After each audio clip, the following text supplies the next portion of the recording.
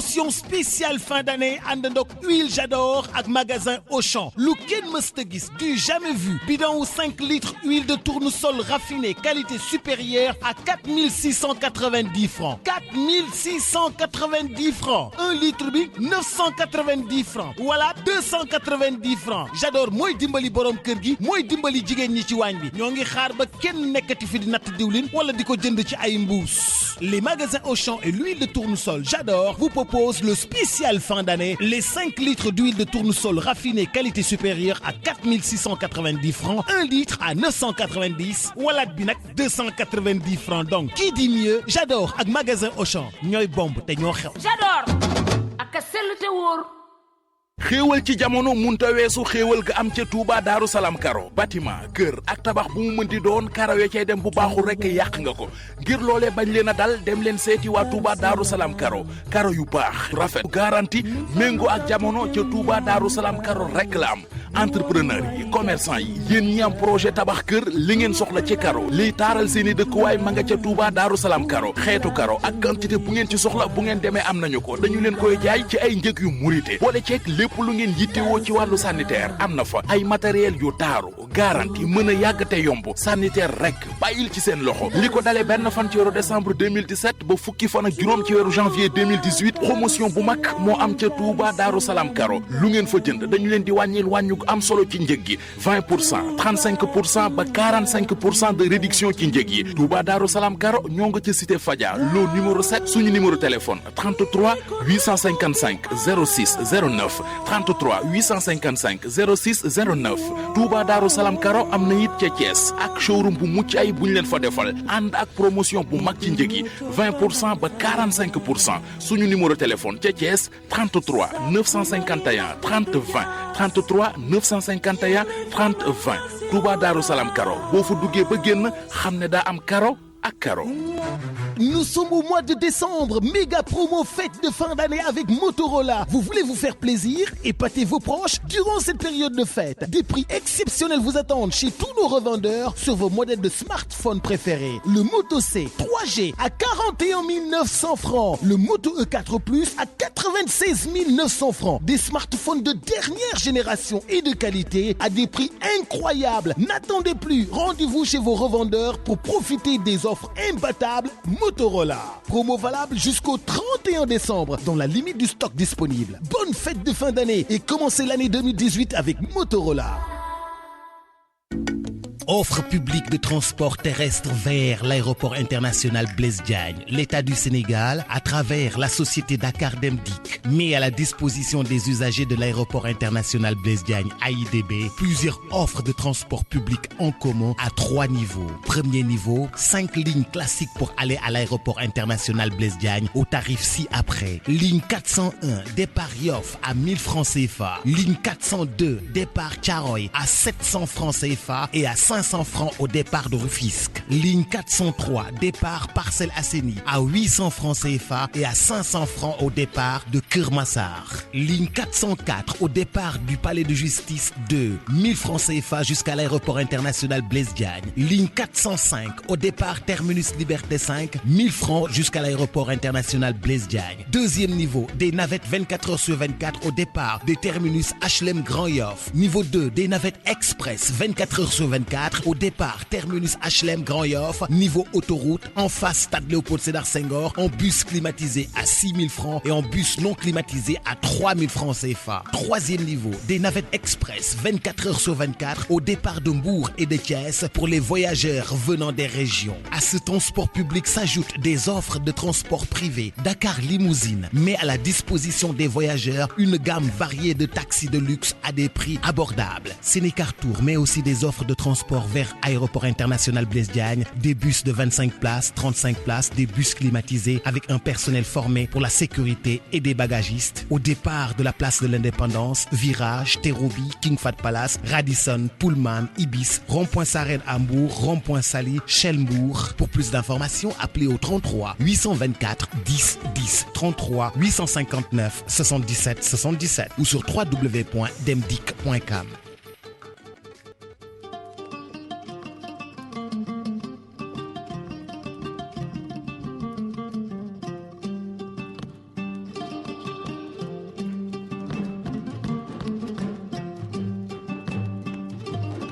mbokk yeeg xaritu auditeurs yi salaamaaleykum ñoo ngi leen di nuyu kenn ku nekk ci sa tur ak sa sant ci seen émission xalaas di suñu journal des faits divers ci RFM di nuyu bu baax a baax Mamadou Mohamed Ndiaye salaamaaleykum. waaleykum salaam Boubacar maa ngi lay nuyu.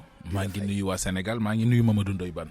maa ngi nuyu Ndoye Bane moom borom pire sañu xóor fa ñàmbi ja ñoree bay puuc salaamaaleykum. jaajëf sama waa ji maa ngi lay ziar di ziar Mouhamed ak ñëpp di leen bëggee bu baax di nuyu waa Gaabu gépp di nuyu waa pire sañu xóor. pire la ko wër. tundu xaale Amar Fall gépp ñu ngi leen di ziar. waa Tëngéej nee nañ ma tam naa nuyu waa Tëngéej di nuyu waa Géejawaay di nuyu waa Médina di nuyu waa Gorée di nuyu waa Yoff. canal ba defaraguñ ko ba léegi. dégg naa ña nga da mel ni temps yi am na ñu ca ne de. waaw am na ñu ca ne waaw. ña nga ca waaw ña nga cay góorgóorlu. waaw nañ ci gaaw waay canaalu Tëngéej bi waaw yàgg na nag dañu de bu ñu nekkee xale ba léegi canal ba noonu la mel. canal ba day. yàlla na yàlla mottali. yàlla na yàlla mottali yàlla na yàlla mottali. yàlla na yàlla mottali di gërëm bu baax a baax a baax diwlin j'adore. waaw j'adore ana kii ba. non bàyyil noonu taasu bi neex na mais bàyyil noonu. mère Ndiaye. waaw taasu bi neex na mais bàyyil noonu mooy piqûre Mouhamed da koo laajul rek. mais xam nga man damaa sob di ko wax. waaye ni ma koy laajee Mouhamed da ciy bég. mais diwlin j'adore comme ça va indil na la sa diwlin. ba léegi dégguma. waaw léegi kon kay bi ñu fi tegee diwlin j'adore. wax dëgg non il faut ma jëli ko ngoon. su ma demee foire ba. ban daanu nga. Baye Ndiaye. ngoon naa fa jaar. léegi tey ma conjugué ko à l'imparfait de. waaw j'adorais. di gërëm bu baax a baax waa aéroport international Blaise Diagne. diwlin j'adorais. dans le passé. waaw. non j'adore rek. j'ai adoré. di gërëm bu baax a baax partenaire boobu nga xam ni moom moo di. Touba Darou Salam Karo. Touba Darou Salam Karo. fa nga nekkoon moo tax ma delloo la fa. waaw Touba Darou Salam Karo xam ngeen da ngeen may perturbé. waaw da ngeen nekk di jékki-jékki rek di def ay affaire di gërëm bu baax a baax Motorola. mais Badou Sakho am na problème gan ci Kër Nanding. waaw foofu. waaw am na problème foire noonu foofu day def buzz. déedéet dafa def buzz. waaw mais léegi ñiy jaay téléphone yëpp. waaw bu nit ñi ñëwee ne Badou Sakho laay laaj. ñëpp ne maay Badou Sakho. ah bon. ñëpp ne maay Badou Sakho ñëpp ne maay Kër Nanding. y a plusieurs Badou Sakho. non ñëpp ne maay Badou Sakho. toj foire. mais yéen dañu leen ne kaay leen jënd Motorola. waaw Badou Sakho ngi jaay Motorola. waaw foire ñëpp koo ne dama bëgg woy kii Motorola mu ne la maay Badou Sakho. waaw ñëpp ne nañ ñooy Kër Nanding mais c'est abusé. mais loolu xalaas la. loolu xalaas la. non Badou il est gentil. doo gëree la mooy grand yu nante yi si kaab yooyu. maa la wax waaw loolu la. mais pavillon orange la nekk. waaw moom mi ngi ci biir pavillon orange. waaw da ko gars yi xam. sa gars yi li ñuy def naay sula. ñëw fii. fekk ñëw ci buntu bi. waaw ne maay Ndoye Bane laay set. waaw vigile bi taxaw ne ko maay Ndoye Bane. xam nga loolu rafetul. ok Mohamed Ndiaye laay set. waaw nga ñëw taxaw ne maay Mohamed Ndiaye. doy na waar de loolu rafetul. oui di gërëm bu baax a baax waa KMC.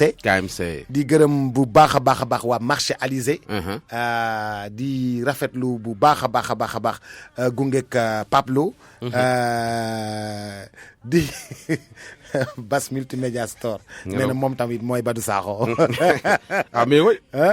di gërëm Xuma et frère. waaw Jili CSB. waaw ñoom ñëpp ñu ngi foire ba ñu jox leen fa ay affaire yu. ay stand yu rafet. yu Motorola daal dafa toj foire bi. parce que gars yi dañu doon ñëw def ay stand xuur dab. mais yu mboco. waaw mais yu mboco dëgg. mais xoolal Motorola ñëw xoolal def ko à l'américaine. waaw toj foire gars yi ku ñëw stand Motorola nga jëm. loolu mooy innovation. changé. mënut a yàq ci jamono.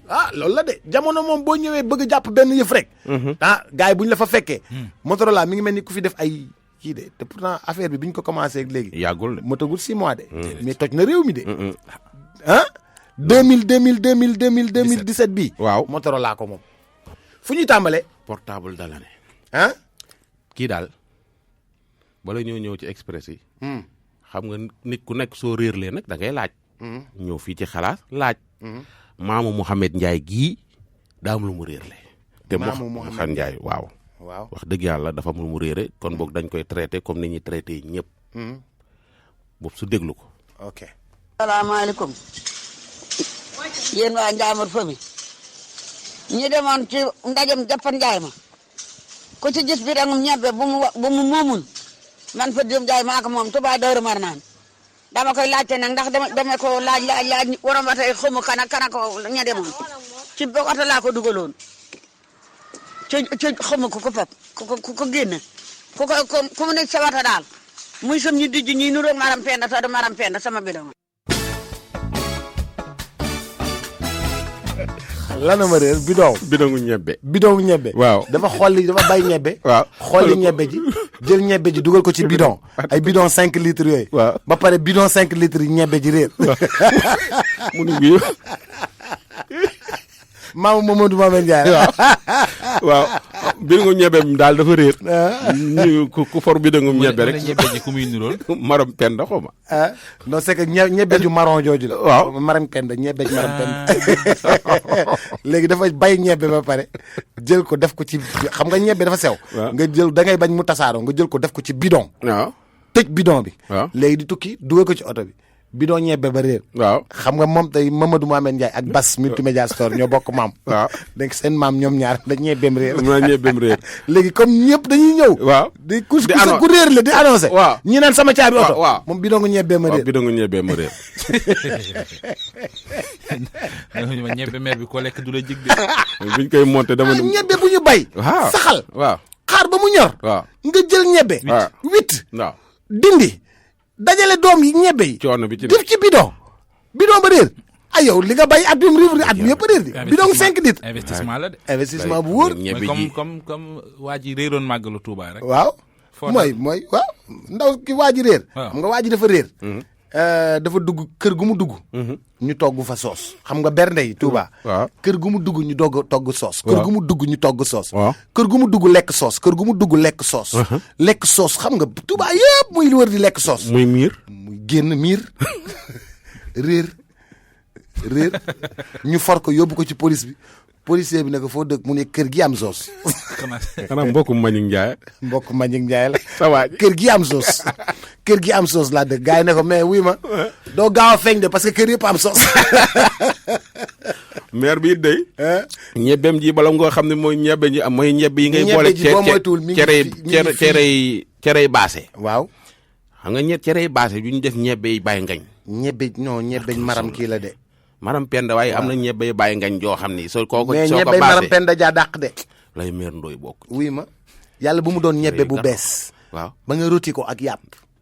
pourtant ci ñaam bi xam nga yéen bu ngeen di wax ñebbe man ñaam damay bi réer ñun sëpp la ñu xam. waaw yéen sëpp ngeen xam. waaw am na sëpp ñun sëpp la ñu xam. waaw sëpp moo ne ñebbe ay haricots yi daf may réeral. d'accord sëpp la ñu xam waaw sëpp. sa sëpp su bees boo ko ñaree xam nga ñar. waaw moo xam nañ ñar bu baax. kon baax na ñar dugul ci kii moom xamul ñar. non man je connais pas ñax. ñebbe sax dañ ko léeg-léeg ñu kontu ñebbe ji. je connais pas ñax c'est quoi ñax.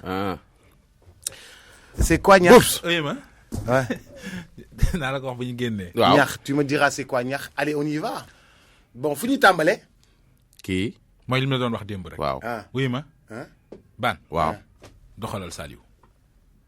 Daba Diop moo ma demandé ajout Facebook profil ku jigéen la def doo comprendre ne góor la Daba Diop la def ci profilam mooy demandé nit ñi ami accepté wu ma ko woon sax parce que ba ma demandé ami léegi yàgg na woon a def lépp ay 7 mois yooyu ma gis di xool ma gis ne am naa 17 amis en commun ak moom accepté ko parce que bu ma ko accepté nag de temps en temps bu ma gisee ci ligne bi mu nuyu ma fay ko léeg-léeg tamit ñu toogaat ay fan ñu daje ci ligne bi toujours rek moom moo may def signe moo lay nuyu ba un jour ñu wax bu gudd mu ne ma qu'est-ce que tu fais dans la vie ma ne ko commerçante la ma ne ko et toi mu ne ma étudiante la waaye ci mbaraan bi laa ko kal ma ne ko loolu de yomb na mbaraan mu ne ma waaw ma ne ko man damay commerce mu ne ma commerce ndax mi ngi dox nii ak nii nangam ma ne ko waaw mu daal di ne nii il faut savoir ki ngay fréquenter rek mbaraan bi moom maa ngi ciy génn bu baax parce que ci laay kii samay études et tout ça ak yooyu moom moo ma présenté ki ñuy wax As Ndiaye soi-disant ne mi ngi dëkk Point E tudd As Ndiaye ndekete yoo après la comprendre ne benn nit ki la mu ne ma jox ma sa numéro si tu veux bien ma ne ko non est-ce qu'il est sérieux parce que yow moom nag may wax ci mbaraan ngay dox mu ne ma waaw kii xam naa ko bu baax ñoo bokk koñ sama mag la liggéeyi la xam dem ñëw kii xam naa ko bu baax du ma fréquenter n'importe qui mu daal di koy jox sama numéro moom ma ko joxee man sama numéro moom moo ko jox ndaw si parce que maa ko jox sama approbation mu joxe sama numéro léegi waa ji woo ma mu ne ma Daba Diop mooy présenté fekk Daba Diop daf ma ne dama koy wax ne sama cousine nga mu ne ma bu ko démentir ma ne ko est-ce que c'est sûr mu ne ma si bàyyi ma wax ko loolu rek ma ne ko d'accord moo tax waa ji bu ma woowee ne ma Daba moo ñu présenté yow yaay diw ma ne ko waaw man maay diw mu ne ma sa cousine ta cousine moo ñu présenté nii ma ne ko oui c'est vrai ci loolu ne ñu nuyoo jàmm santé mu ne ma est-ce qu'on peut se voir toog waxtaan parce que wax na ma ay qualité yu baax ci nii ak ni nangam ak yooyu ma ne ko waa mën na nekk de mais tey moom du mën a nekk peut-être soo bëggee suba mais aujourd'hui nii nu mu ko bëggee wu ci jour boobu ma ne ko mënul nekk mu ne ma pourquoi ma ne ko parce que aw ma temps te même bu dee loolu day am sax da ngay ñëw fekk ma sama kër foo dëkk ma ne ko maa ngi nekk Mamel ma tettal ko fa. ma tettal ko ci vendredi bi après midi bi mu woo ma téléphone ma gën ko tettal ma egg si fa ay vers 4h30 yooyu mu daal di ñëw mu yéeg toog ci biir salle bi ma entré ko mu toog ci salon bi kër ga man de man maa fa nekkoon ak sama benn petite sœur ma bokkal ndaay ak baay kooku la nuyoonteel kooku yéeg ci kaw di weer ay yére naka la egg si toog maa ngi yor sama pochette ak sama portable ma daal di dugg ci waañ bi indi plateau di ko indi lu sedd pour servir ko mu naan ndekete man bi ma duggee ci waañ bi ci la ubbi sama portefeuille sàcc 200 000 francs yi renduma ci compte ci saasi mais bi ma egg teg plateau pour jox ko mu naan rek sama xel ñaaw na nee naa ni waaw man ndekete fii laa bàyyi sama portefeuille def naa del de fàtte naa ko maa di toog daal di koy téye mais ubbiwu ma ko léegi moom bi mu toogee di naan ba fa guux naanaat tuuti ne ma bon damay ñëw dem quoi dama ñëw ne pour xam kër gi ma ne ko waaw yow tu viens d'arriver mu ne ma non comme xam naa kër gi rek amul problème je vois que ne yow ku baax ko séri nga ndax mun forcé wu ma ko comme ne day dem mu daal di jóg mais bi muy wàcc escalier gis naa ne c'était bizarre quoi xaw na mel ni ku glissé tërëf di wàccaat bi ci buntu bi mel ni ku fa xastaloo ndekete boobu kon mi ngi yàqamti xelam dalul pour dem maa di yéegaat tëj sama buntu yéeg ci kaw toog ci salon bi daal di jël sama temps ubbi sama portefeuille rek sama fit na rës ma ne wéy ci lii kay waa ji lii taxoon kay mu yàqamti naanul sax li ma ko jox lu guux ñaari yoon rek di wàcc escalier yi tërëf nii bay fa xasalu di dem ma daal di ne kii il faut que ma intelligente kon parce que xaw ma këram As Ndiaye bi ma wax ne moom la tudd est-ce que sax noonu la tudd sama xel nag commencé di poser ay 1000 questions ma commencé di ñaaw xalaat daal di ne Daba Diop bee li yomb na trop gis la nii rek di jàmm sant yow di nuyoog yow ba un bonjour rek mu présenté la nit proposé la ni kii ñëw fii pour 200 000 francs yi ne ma sama portefeuille du góor du jigéen moom la ndax kër gi kenn newu fi saal bi ku dul moom ci laa ne man nan laa war a def man pour jàpp sama sàcc parce que kii génn na dem est-ce que sax tur bi ma wax noonu la tudd ma commencé na di douter noonu la tudd est-ce que sax point E bi muy wax ne noonu la foofu la dëkk ma ne waaw te maa dem sur Messenger.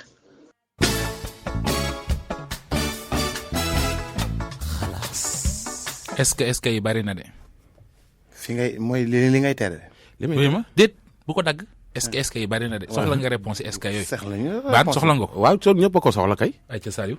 ci laa ne man nan laa war a def man pour jàpp sama sàcc parce que kii génn na dem est-ce que sax tur bi ma wax noonu la tudd ma commencé na di douter noonu la tudd est-ce que sax point E bi muy wax ne noonu la foofu la dëkk ma ne waaw te maa dem sur Messenger ma ne non su ma demee Messenger di wax ak ndaw si comme Daba Diop moomu mun soit mun na nekk complice am wala est-ce que sax Daba Diop boobu existé na ma commencé nag amatuma benn confiance lu ma xalaatul woon commencé sama xel di ñaaw ma koy xalaat ma ne su ma ko waxee sax mun na effacé wu numéro yu may woowee sax mun na ko changer bu ko defee duma xam nu may def ma ne man daal tey lii vendredi la weekend bi bu jàllee lundi ma dem porter ji plainte pour man gendarmerie wala police du ñu jël ay plainte yooyu déposé weekend le lundi ma daal di dem gendarmerie Wakaam porter plainte expliquer fee yi wax leen lépp joxe ñaari numéro yu ma doon woowee téléphone wax leen tur bu mu tudd daal di ne ñoom ñu ne ma suñu la bindalee convocation soxna si yow doo xam sax foo koy yóbbu ndax kii xamoo këram ma ne leen mais mun nañu jaar beneen façon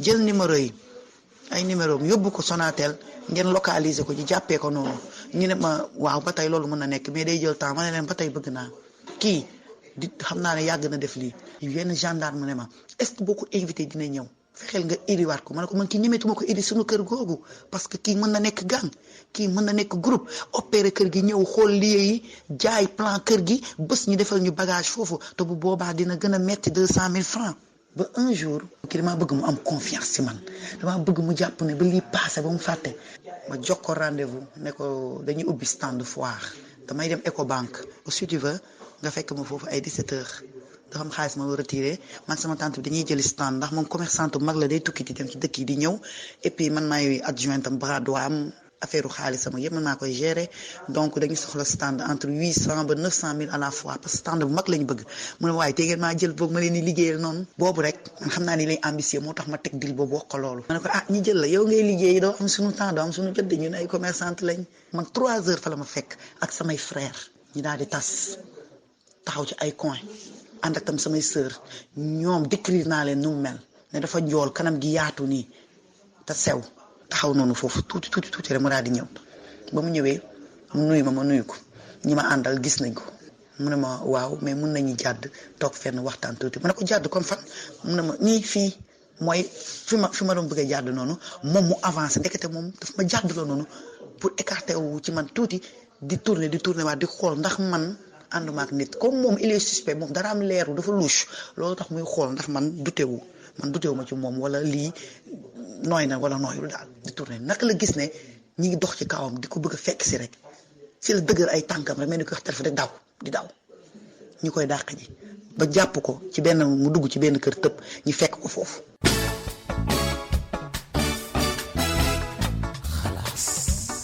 est-ce que.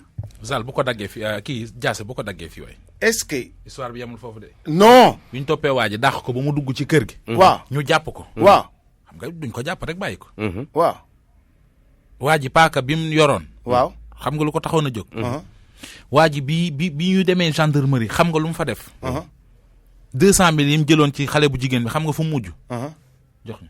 si la dëgër ay tànkam rek mel ni ko wax téléphone rek di daw ñu koy dàq ji ba jàpp ko ci benn mu dugg ci benn kër tëb ñu fekk ko foofu te lañ ko jàppee dugal ko taxi yóbbu ko gendarmerie Wakam bi ma porté woon plainte bañ demee gendarmerie Wakam je pensais que ne ñun bañ ko fuyetee ci biir oto bi xool ay poche am xool lépp xool sac bandoulière boobu mu yor mu lëmas ci benn yére bañ dindee yére bi paaka lañ fa fekk kon man la doon naral xam naa danaan gel bi dina génnee xaalis bi kon daf ma doon bëgg a agressé wala su ma dëgëroon bañ dina ma ray parce que ku yor paaka ndar na lu nekk. bañ ko yóbboo ñooñu nee nañu faute de preuve parce que amuñu preuve ma ne leen kër gi moom dong moo fa nekk ak man sama sœur mi ngi woon ci kaw di weer xaalis bi moom moo ko jël mu ne moom jëlu ko nee na il nie tout en bloc léegi commandant bi ne day bind PV pour ñu dem tribunal comme ça le procureur dina juger xool ndax dañ koy téye wala duñ ko téye parce que jàppuñu ko jaxaran ci loxo ma ne leen man su ma ko jàppoon ci loxo nga foog ne kii dina génn suñu kër kii du génn bu ma ko jàppoon ci loxo muy ubbi sama pochette di jël damay tëj balcon bi du tëb génn tëj buntu kër gi sëpp woote ñëpp yéeg kon du génn ñu dañ koy tëj ci biir kër gi ñu yéeg léegi ñoom ñu ne gaa waa ji dafa louche parce que bañ ko laajee noo tudd nee na mi ngi tudd Pape Diagne Diop ñu ne ko yow nga ne xale bu jigéen bi yaa ngi tudd As Ndiaye dëkk Point E mu ne waa man maa ko waxee noonu foo dëkk mu ne mi ngi dëkk Médina waaye Kër Massar lay nekk Médina par samedi dimanche dafay nekk an sa carte pièce d'identité mu ne amul carte d'identité de courrier kon yow lan ngay représenté wu lu ñuy prouver ne Pape Diagne Diop nga tudd carte électeur étudiant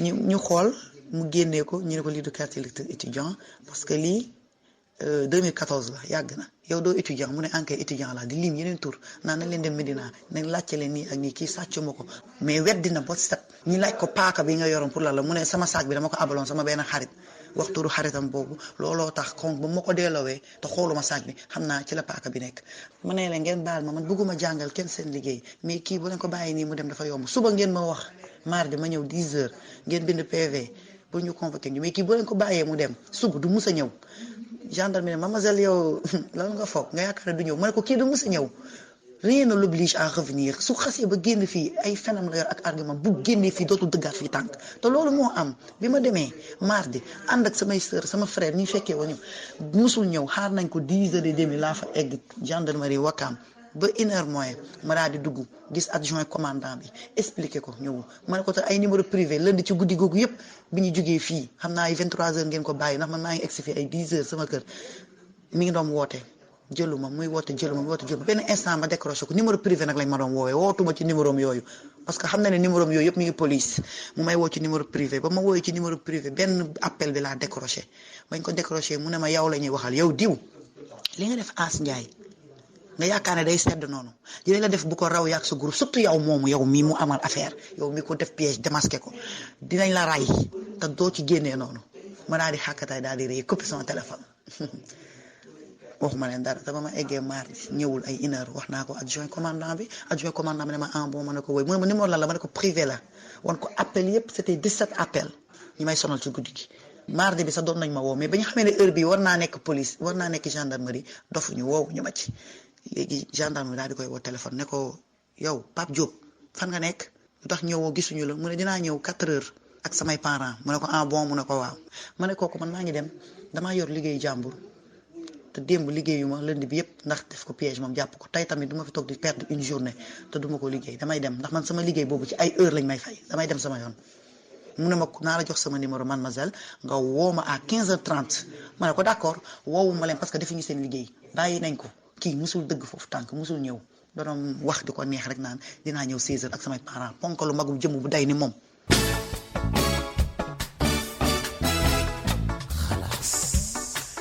mais ndaw si moom moo enquête am. jàpp sàccam. yóbbu sàccam gendarmerie. ñu libéré gendarmerie Wakam waa gendarmerie bàyyi sàccam mu dem. nee na parce que amuñu amuñu preuve. nee na loolu ndaw si nag nee na preuve yaa ngi nii suñ ko bëggee gis preuve yaa ngi nii sama portable. ci Facebook bi que ni sàcc na ma. après bu mu fa jógee ba ñu libéré waa ji fi mu ne nii waa ji mi ngi koy. harcelé non ndaw si am nay preuve. waaw ci ne mook waa ji xamante nañ. waaw mais amul preuve ci ne waa ji sàcc na ko. waaw c'est ça le problème aussi. xam nga nit ku nekk aussi da ngay tooginu booy bi.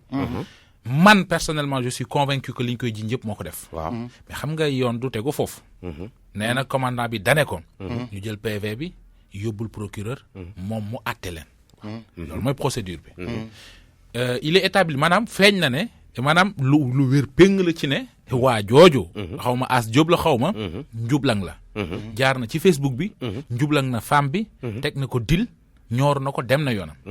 waaye gendarmerie mënut a doxee noonu. waaw mais tey jii waa ji da jàpp nañ ko. waaw mu yor paaka. waaw ndaw si fexe ko indi gendarmerie joxe ko si ak paaka bi arme blanche. ak arme beeg ñoom seen. waaw beneen bi mooy gars yi xam nañ soo duggee ci Facebook di nga gis waxtaan bi. tey su ma ñëwee sa kër sàcc fa 200,000 amul vidéo amul dara. man nga ñëw jàpp mu yóbbu ma ne kii dafa sàcc sama 200,000. nañ def enquête mais waruñu ko libéré man côté ba sama gars yi. mais non c'est pas évident tamit ñu téye ko. waaw xam nañ ni. même paaka boobu ngay wax. waa ji bu ko neexoon mu taxaw ci kanamu juge bi ne gars yi ko def sama sac moom ma paaka bi. waaw d'accord mais. dafa am loo xamante ne ji homme de loi rek. moo ko mën a prouver. d'accord bu fekkoon daal am na caméra bu ñuy filmer waa ji ubbi pochetu femme bi jël ci 200,000 def ci poosam génn dox bi. daal bu waa gendarmerie. en tout cas daal li information bi mooy. jamono jii ndaw si ñu ngi koy menacer yu danse suñu ko rayee wala ñu blessé ko fan yii. nañ xam ne ñooñu la. kooku ñu libéré woon la. parfois da nit. voilà foofu moom. waaw lu war na faa làqu ji nag. parce que il faut que mu lijjanti xam nga. ñu ngi koy menacer di ko menacer dinañ la defar affaire rek di nga ko réccoog yooyu. sa vie est en danger. te du waa ji rek ko koy woo de groupe lañu. groupe lañu. mais léegi Dacia bi nekk ci réew mi. di wër di agresser boutique yi du ngeen ci wax. 4 personnes 4 punkal yi nekk ci benn oto. mais boo di wër di agresser boutique yi du ngeen ci wax. oto Dacia nga gis. waaw 4 personnes. 4 personnes ñoo nekk ci boobu oto. di wër di agresser boutique yi oto bu gën a gaaw. Dacia kat moom boo doxee. waaw mais xam nga réew mi moom. ñi dawal Dacia baaxoowuñu kenn nit agressé nga dàq ak sa oto mbëkk ko. xam nga baaxoowuñu loolu fii. du dëgg. pour jàpp ko. donc même bu oto bi doon raam gars yi du ñu mbëkk seen oto. waaw loolu de am na ma. day na war de. zap dañoo sàcc scooter am. zapata. gaare gars yi ñëw ne coppet scooter bi dem. gars yi dañuy yëkkati léegi scooter dañ koy yëkkati scooter def ci beneen oto dem ak moom. attention agression yi tar na. il faut yéeme de. agression yi tar na fan yi Moustapha dafa musul wàññeeku. agression yi tar na de. dafa tar parce que gars yi suñu leen jàppee après quelque temps après ñu libéré ñu dañ leen di libéré waat. police ak gendarmerie day def liggéeyam après su demee affaire bi demee ci kaw ñu libéré leen mais bii ndaw si moom. non ndaw si benn ndaw si suñ ci jugul du baax de. mais agression yi ban. waaw agression yi bari na de. torop agression yi musu fee jóg bu. agression yi musu fee jóg. agression yi musu fee jóg des fois. indiwuñu kuñ fi agressé ci benn maire bu ñu fi agressé ci taxi. waaw tey gis nga suñu dee agressé Liberté 6 ñu wax ko xalaas. semaine boobu wala weer woowu dañuy bàyyi Liberté 6. dem Sacré-Cœur. wala dañuy génn Sicap bi yëpp. dem booru Parcelles. dem Cambérène. suñ fa yégee coow ko. ñu jóge fa dañuy déplacé wu dañuy déglu rajo yi. agresseurs yi maa ngi leen nuyu de passage maa ngi leen dégg bu baax dégg naa ay xalaas ngeen di déglu waaye nag nit ku am jom du agressé. waaw bis bu da ngeen di jéem a. non agresseur am na jom de ngor la amul. voilà amul xam nga tey jii te puis li ma gën a metti. booy yéen est-ce que mun ngeen ma wàcc. xam nga da ngay jàpp agresseur da lay bëgg a rey def dara. bubs agresseur day yor paaka di la bëgg a rey gars yi jàpp ko di ko Éric dóor Senghor agressé wuñ ko démb tamit. waaw bàyyil Éric non ñëpp lañu agressé yi dafa bëri de. te agresseur boo ci jàpp di ko defal affaire ñu ne bu ko gars yi dóor. naan non bul ko dóor boo ko dóoree gaañ ko policier lay jàpp te moom bu la jàppee rey la. loolu moo ci gën a garaaw am na benn waay bu est-ce que du naar bu nekk am na TFM ko fa nekk tudd naar waaw naar est-ce que du moo amoon problème am na ko agresseur bu duggoon biir këram doon agressé yaayam xawma naar yaakaar na ni yëguma ko mais ñoom naar avant muy eski ca kër ga waa da doon daw waa koñ ba jàpp ko xawma defal ko affaire naar jël ko yóbbu ko police après ñu jàpp naar ni soo leen ko jàppee war leen ko fajal seen bopp da ngeen na war a dem yóbbu ko joor war leen ko dóor war leen koo gaañ dañuy jàpp agresseur bi jàppaale naar léegi nag tey jii agresseur bu soo reyoon yaayam wala mu rey nit ca kër ga nit kuy perte c'est que dëkk bi dañuy défendre ñi ñu warta défendre da ngay rey nit ñu lay défendre nga agressé nit ñu lay défendre ah mooy li nga fi wax rek da ngay tooñ ba pare ami supporter da ngay tooñ réew mi da ngay tooñ lu ñuy def lu ñuy weng ci réew mi am ay supporter dëkk boobu nu muy doxe mais d'accord mais xam nga réew mu ne day ami loi am na benn waa loi yooyu nag war nañ ko seet borom xam-xam bu doon wax na sans les lois ñëpp ay dañuy dund comme ay sauvage dama ni loi yi mënut a ñàkk ba loi yi ay nit a ko fi def ay nit kese ko fi def duñu wàlli waaw non da nga naan dañu améliorer loi yi xam nga par exemple agresseur boo ko jàppee mu leer na liñ koy toppee moo ko def daggal benn loxo ba loi xam nga ay loxoy agressé waaw non billaahi bis boo fi daggee loxoy ñeenti agresseur ñëpp bàyyi agressé man daal loi yi bis buñ koy tegaat parce que xam nga lan la double peine la benn mooy dootu amati loxo boo de agressé ñaareel ba mooy ku la xool xam ne yow mii da nga agressé bañ dagg sa loxo dama ni li mu wax dëgg la ba mu duggee ca kër ga xam nga nit ku tiit nga bu rayoon maire bi wala mu ray fa keneen baa mu def naka sudul noonu wala ñu ray ko fa teg ci mais tojaanga lay jur dëgg la kuñ ci jàpp ñu lay jàpp ngay agressé amul moo ko def ak defu ko yóbbu leen ko ngeen dagg loxo bi faj ko ba ko mu des ak benn loxo dëgg la bu dolliwaatee ngeen dolliwaat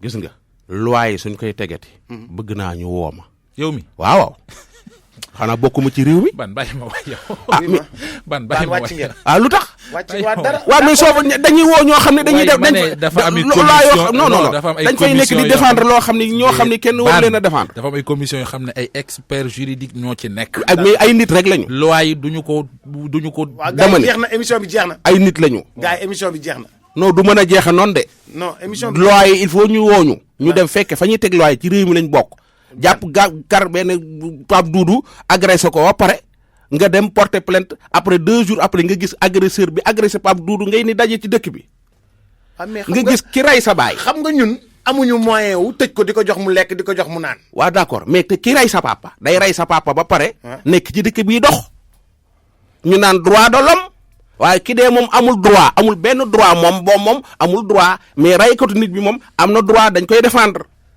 mais loi yooyu dañoo war a woon nit ñi ñu fekke ko ñiy defar loi yi li ñuy def teguñu ko ci yoon. day bàyyi baan wàcc nga non duñ fi wàccee noonu baan wàcc nga de. non. am boy wuy ma Mohamed gërëm naa la baan gërëm naa la wuy ma.